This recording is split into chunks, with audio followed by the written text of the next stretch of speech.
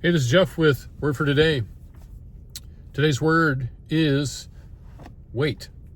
And so if you want to hear about this word and how it might apply to you, then stick with me through the rest of this video. Like it if you connect with it, and subscribe, share it with someone else. Like all these words, it can be a specific word just for you, and also all of us can get something out of these words, even if it's not a particular word. There's two types of words in the Bible for us. One is the written word, and then there's the word that God kind of takes the word and makes it real in our lives, and that's called a rhema word. So if God takes a logos word in the Bible and we are reading it, suddenly that word becomes alive. Then it's a rhema word. So either way, we can take the word and apply it to our lives. So now there's a particular phrase in the Bible that talks about the word I'm going to share here now in a second, and that word is, if you're ready for it, drum roll, wait.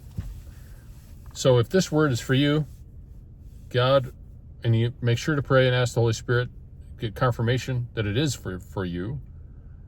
Our words are usually, prophetic words I find are usually confirmed. When it's just coming out of left field, I rarely will just accept that. I might take it and put it on the side, and I'm looking for confirmation for that word. If that's the only thing I ever get, and especially the Holy Spirit's confirmation, and I don't get anything, then we're not supposed to take words. We're supposed to let them go, and they're for somebody else. Okay? We can all relate to waiting on the Lord.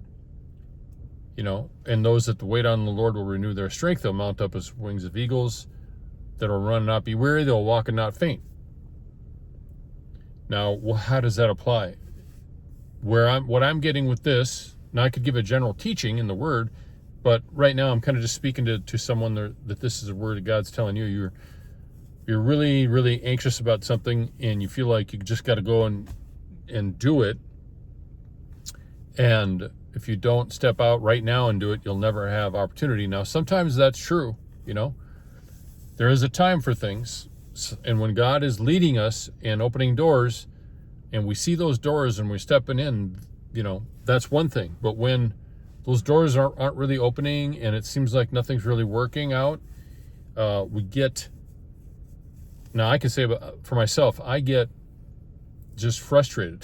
I get, sometimes I even get angry, and impatient.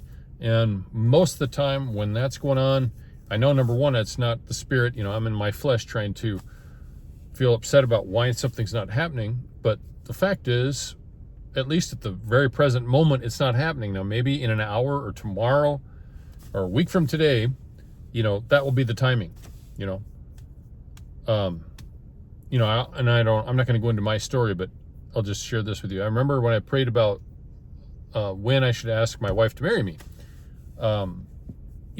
Most people have been through this. Men, we have to kind of be the ones to take the risk there, right? Usually, and I'm not saying it's always that way. If some people have stories with the wife or they did it together, that's fine.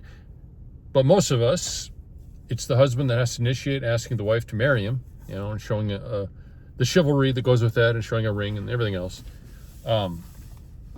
And I was trying to find the perfect time to ask my wife. I knew in general that she was wanting to go to the next level in our relationship, and I did too, but we weren't engaged yet. So I wanted to get to the engaged part, and it just every time I tried something, things were not working out, and I was getting frustrated, and for some reason I wanted something to happen before a certain time. And so I really lost my patience and got into the flesh, of just trying to make it happen my way. And finally I had to decide, okay, something's not working out here. I have to wait on the Lord. And so I literally dropped it. And my attitude was, maybe it's 6 months later, and maybe Sylvie knew something was going on, my wife, and she didn't know what to do, and maybe she was frustrated, but I couldn't tell her. But some things just weren't, I could just tell that God was not opening the door.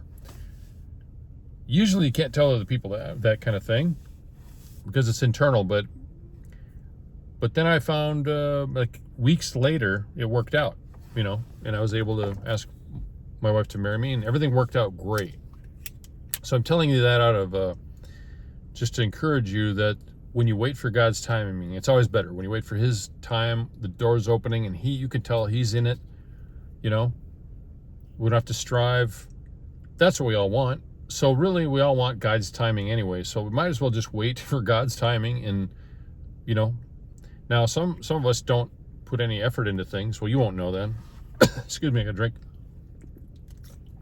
Some water, I get dry throat. So, you can know which side of things you are on this whole thing, but my advice to you is to wait on the Lord, let Him open the door, and then when He does, then you know it's Him. And you won't regret it. That's all I have for today. Wait on the Lord.